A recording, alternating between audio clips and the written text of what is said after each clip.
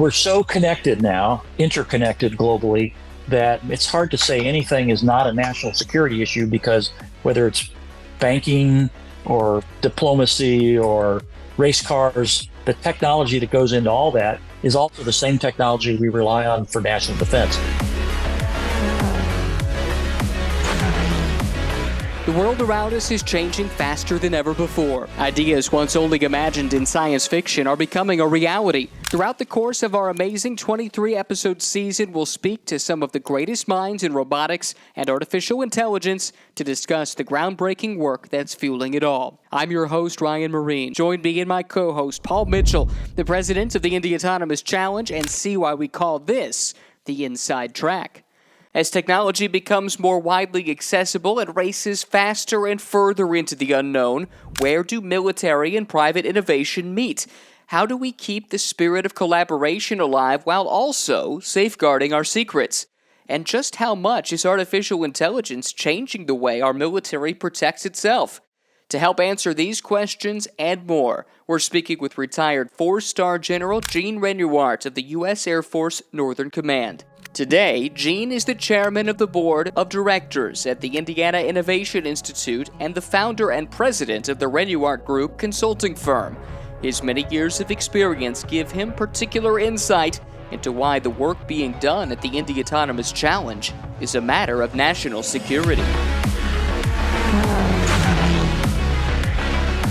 Gene, I'm super excited for this conversation. First of all, thank you for fitting us into your schedule, but we're here on a podcast talking about cutting-edge technology. And I think when people think about something that embodies cutting-edge technology, race cars and fighter jets probably come to mind. So this is a perfect combination for us. Tell us a little bit about how technology and the Air Force have been working hand in hand for some time, and how perhaps that's never been more important than it is today. Well, absolutely. This is, we're at an inflection point, really, within the Air Force in terms of how we value artificial intelligence and how we incorporate it into what we do day in and out. From things as simple as, not simple, as complex as training new pilots, to even more complex, how do we integrate unmanned systems with manned systems in a very complicated electromagnetic environment. I think we're going to see an explosion of activity over the coming years. Gene, just for those who are listening who don't know your background, kind of what's been your journey in the evolution of technology innovation, and how has that driven your career choices and your path up to through the ranks over the years in the Air Force and in the military?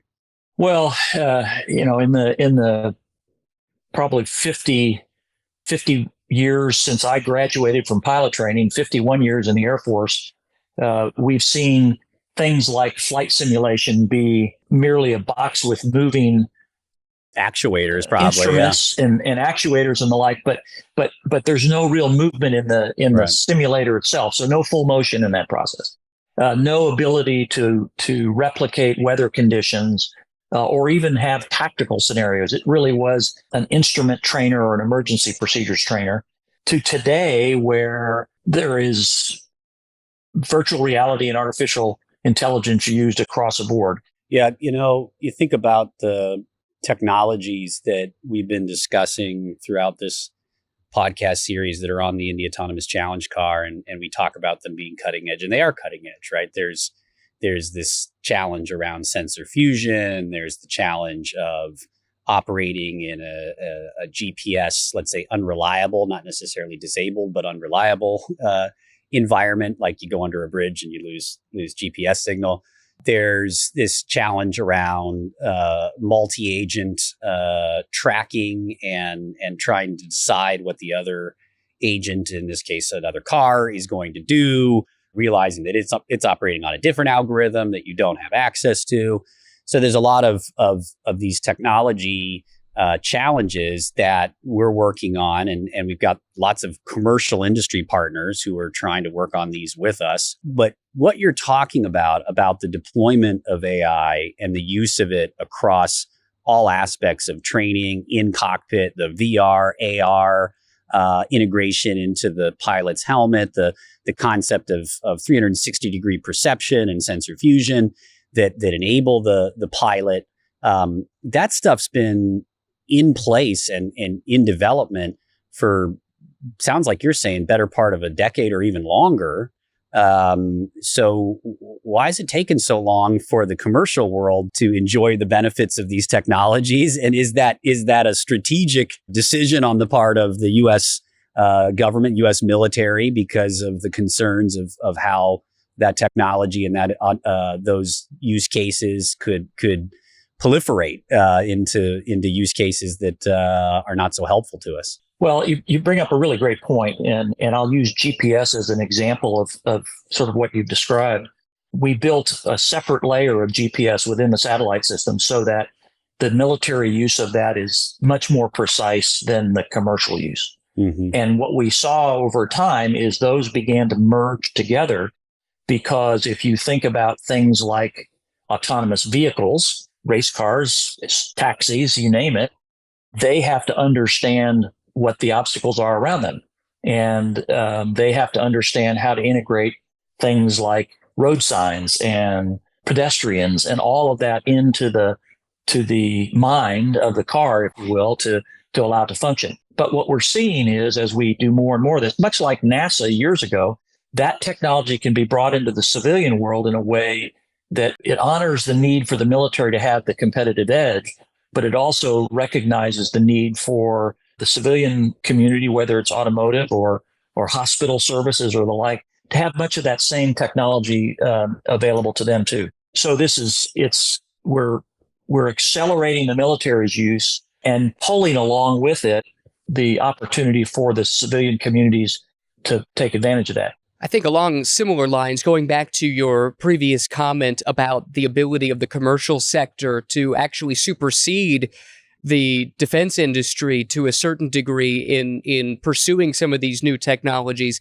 is that something that is concerning to the Department of Defense, especially when we think about this in a context of competition? One, the Department of Defense, I'm sure, would love to have access to the brightest minds. There's a competition for talent there. But then you also look at the global competition, the great power dynamic as well that is in play. And if some of these things are available to any actor with good or dubious intentions, what kind of implications are there from a defense perspective? Well, there's huge implications. To the first part of your question, I think the Defense Department relishes the ability of industry to move as quickly as it can.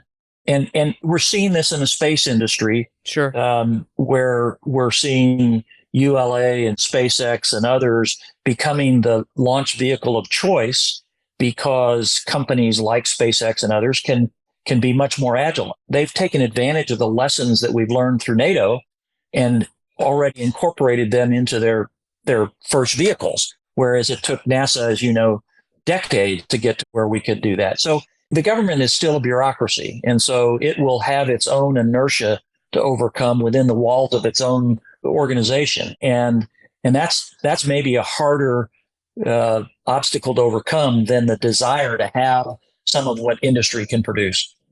Gene, we're talking about talent, and I know that's something that you're passionate about. And one of the things that India Autonomous Challenge seeks to do, and I think has been one of the things we can point to as a real success, is creating a challenge, a competition that attracts the best and brightest minds from top research universities across the US, around the world. We've seen this level of collaboration and coordination across countries, across universities, that has led to exponential improvement in the ability to achieve this goal of high-speed automation. And, we went from, in the summer of 2021, struggling to get a car to go 15, 20 miles an hour around Lucas Oil Speedway, let alone the Indianapolis Motor Speedway. And now we're going, 180 miles an hour, passing each other, the way human race car drivers do. That could not have happened. There's no way that we would have been able to be successful if each of the universities and each of the teams had taken a closed off approach. So just how do you think about this need to get talented and smart people to collaborate and work together, but to also do so in a way that protects against adversaries who may be looking to, infiltrate that and pull the information out? Well, first, I'd just like to say that the talent that you've brought into the India Autonomous Challenges is incredible. Probably the best and brightest that there is in the world. And the fact that you can attract that level of talent with the sponsorship of their universities, and obviously many of the names you see written on your race car there, attest to the fact that there's a huge need and a strong desire to bring that talent together to collaborate. And I will say that we see that within the defense world. We were sometimes our own worst enemy in that regard because we classified everything. And so, I couldn't sit in my ops center and share a computer screen with my Canadian counterpart because it had U.S. input into that. We've broken down those barriers within the Autonomous Challenge. And when you think about, you've got the same kinds of processing capacity on that car as we do on many of our most current fighters running around the world. It's done in a different way, and it's, right. Et cetera. Right. But I think on a broader scale, we have to understand that I will guarantee you there are competitors, probably other nations' competitors, who know enough about India Autonomous Challenge that they're trying desperately to figure out how they get inside that car. Yeah. And they're going to continue to do that. So encouraging the collaboration, but insisting on the security aspect to protect the technological edge is an art form, and it's something we have to work really, really hard at. I'd be curious to go back in time a little bit. In your tenure within the Air Force, when did you first start hearing about AI, and when did it start to register with the decision makers that this is something that could revolutionize the defense industry, specifically what you do in the Air Force? Well, I'd say in a very unsophisticated way, when we began, back when I was still flying, combat aircraft, we began talking about this thing called a helmet-mounted queuing system, mm-hmm. and it was this bulky thing that you bolted on the front of your helmet, but it allowed you to get it fused data together for the pilot, so that then that was projected on your visor. And it simplified in many ways the workload on the pilot because it was being displayed for you in a way that you could use it. Today, when we train a new pilot, they start out with AI and virtual reality as a means to, before they ever get in an airplane, they've already started flying that airplane and working through simulations and doing instrument training. And they can do that at home with VR tools. They can do that in a computer augmented dome that is, essentially fused together with some artificial intelligence. And that's growing more and more as we train each day. We talk about one of the aspirations for India Autonomous Challenge being an ability to prove out technologies and systems on formula race cars that could certainly save lives, and that is the altruistic and most important goal for commercial mobility. But there is a motorsports passion that we have. Can you see a scenario where human race car drivers go down the path that human fighter pilots went? And then the second part to that question is, I'm going to assume you're going to say yes, but you can talk about it.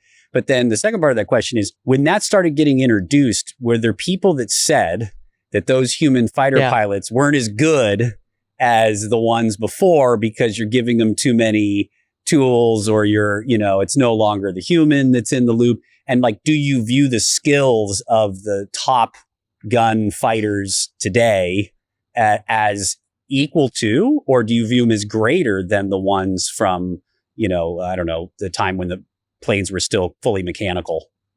Well, I think, as you said, the first answer is yes. And it really, I serve on another company's board that is heavily partnered in the move towards connected cars. And so you have vehicles that basically talk enough to each other that an autonomous vehicle can be safely operated on the LA freeway at 8:30 in the afternoon or morning or whatever, and all the other cars out there know to stay out of its way because they talk to each other. Mm-hmm. Well, the same is true for race cars. Not necessarily that it may demand the driver change something, but give him situational awareness. We still have spotters that sit up in the corner of every turn and talk to the driver and say, number car 5's coming up on your left. Well, if that driver has his or her heads up display, he can see that occurring. And so that changes their decision-making process. And he still has to drive the car. And the same is true in the combat aircraft world. Ultimately, you still have to fly that airplane. So the ability to train that pilot to be extraordinarily qualified and capable is still going to continue. Was there ever pushback from the aviation purists as technology changed to say, what you're adding is not going to improve the performance of the pilot?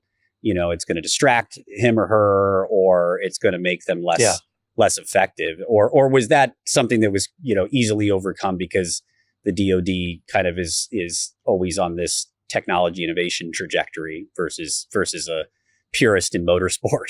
Yeah. No, I think there was pushback. I mean, we started with night vision goggles. Initially, we had these horrendous training programs that before you could fly with night vision goggles, you had to go out and sit in a car and in the dark on the runway and just turn them on and off so you could see what they did. And then you went through this laborious checkout program. And the same is true as we began to get the helmet mounted cueing systems. And what we realized is, wow, I mean, we should never be flying without those augmented capabilities. And so started as not so much concern that from a purist, it was concerned by overly conservative regulators that this was dangerous because what you're going to allow a pilot to see in the dark? How can that be safe? Well, it in fact enhanced safety by 5 or 10-fold. So the skill set may have changed a bit then. The ultimate F-35 Top Gun pilot got a skill set that includes perhaps more ability to process information, perhaps to manage these different technologies, to feel comfortable moving in and out of the AR, VR environment. Because I could see it being a bit disorienting to have 360-degree perception for a while, right? And so if you're used to flying a certain way, then the introduction of that may be tough. But it sounds like the early guinea pigs that dealt with it at first, it might have been more difficult. But now you're sort of training your pilots that way from day one. Yeah, that's exactly right. And it makes training them easier in many ways because they've been exposed to this right from the beginning, even in the early stages of basic aircraft training. And we've begun to incorporate this at the very beginning of their training programs.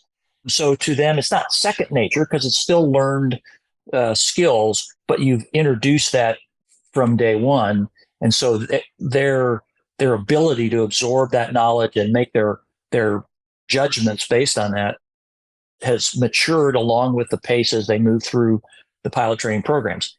Out of curiosity, which transition do you think would be the more difficult? Someone coming from a less sophisticated, less technologically advanced platform to a more advanced one, or the opposite, where someone who has only grown up in a world knowing AI, knowing virtual reality, having these tools, or you might even call them crutches to some degree, trying to transition back to a retrograde form of equipment. And I ask this because all of this reminds me of the eternal debate of race car drivers. Who is the greatest one ever? Could Louis Meyer, who won 3 Indy 500s in the 20s and 30s, be successful today? Or would the transition for a modern driver who's used to the tools of a modern car going back to the old days, would that be too big of a challenge? So I'm curious, you've gone through that to your point there in that previous story, going from something that is more simplistic and having to adapt, but being able to do so. Do you think the opposite would be more difficult? To some degree, I would say the opposite would be a little more challenging only in that once you learn to use all those tools, you rely on them, and it's sort of second nature that you have them. If you take them all away, and again, an example, the F-16 guys that I was starting to fly with, they never carried maps in their airplane. and at that time, the F-16 had 2 onboard computer units, but they could fail. Yeah. And so then how do you know where you are? Well, we don't have any stinking maps.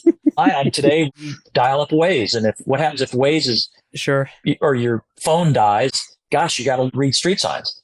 We've been talking a lot about the positive applications of all of this new technology, the integration of artificial intelligence, the interconnectivity of different platforms, and there are so many positive things that can come with it. But presumably, with every new and untested technology, there are potential pitfalls as well. So what perils do you foresee the defense sector having to grapple with in the coming years with so many of these new things coming online? Well, it's really about information management and fusion. You want to be able to take billions of bytes of data and pull them together and project them in a manageable way to whether it's a pilot or an airborne battle manager or a commander in an operations center. And so we have to accelerate the data fusion capabilities of all these systems so that because we can collect way more data than we use. You go into intelligence operations centers and there's tons that falls out on the cutting room floor. Yeah. And yet today with AI, we can collect all that. Then, okay, how do you then turn that around and find a way to search it and mine it for the question you want to ask? So how do we ensure that there's appropriate filters on the information so that it doesn't cause us to be extraordinarily exposed, yet allows for, continuing to take advantage of the talent that went into building that car. So we're so connected now, interconnected globally, that it's hard to say anything is not a national security issue, because whether it's banking or diplomacy or race cars, the technology that goes into all that is also the same technology we rely on for national defense. So we've got to be really careful about who has access to it, how it's protected, and what use we want that information to have. I've got just one last question for you. You are you weren't born in Indiana, but you spent a lot of your formative years and college years in Indiana, and you've had this connection back to the state. Yet most of your career you were all over the world and serving in the armed forces. And part of what we're looking to do in this podcast conversation is to talk about the origin story of Indy Autonomous Challenge and the history and the legacy of motorsports in Indiana and the pursuit of the economy of the future. Sort of, what are your observations about Indiana's position and how things like the Indy Autonomous Challenge and other innovative activities in the state, position us vis-a-vis other places in the U.S., but also we're in a global competition, so competitively around the world. Well, you're right. I've got a really strong soft spot in my heart for Indiana. Obviously, as an IU grad, and a lot of my wife's a native Hoosier, and so we are tied to the state in so many ways. I think that the state of Indiana has some really incredible opportunity. Certainly, I think if you look back in history, the automotive industry has been a part and the heart of Indiana for decades. But the other thing that's important about the state is they're a state that can set its mind to build something and succeed.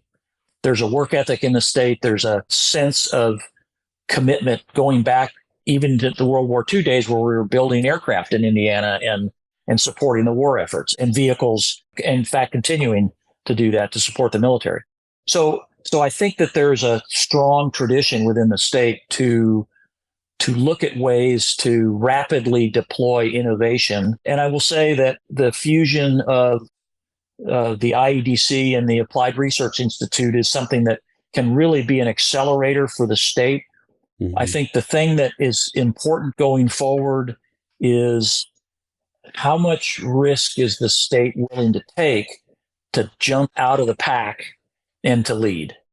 Well, Gene, thank you so much for your time. Thank you for your insight. And above all, thank you for your service. This has been endlessly fascinating and something we've really enjoyed. Well, it's been my pleasure. And we could talk about this for hours. But Paul, I wish you guys lots of success. I know there are a lot of next steps for Indy Autonomous Challenge. And so be bold. Thanks for joining us this week on the Inside Track. That was retired United States Air Force 4-star General Gene Renuart, lending his experience, knowledge, and insight into how military and civilian technologies are mixing and improving each other. Next week, Sarah Burnett, the author of The Autonomous Enterprise, comes on the show to discuss how the private sectors in just about every area are using AI to automate complex human tasks. Imagine creating a bank account or announcing public health concerns in a fraction of the usual time and at the click of a button.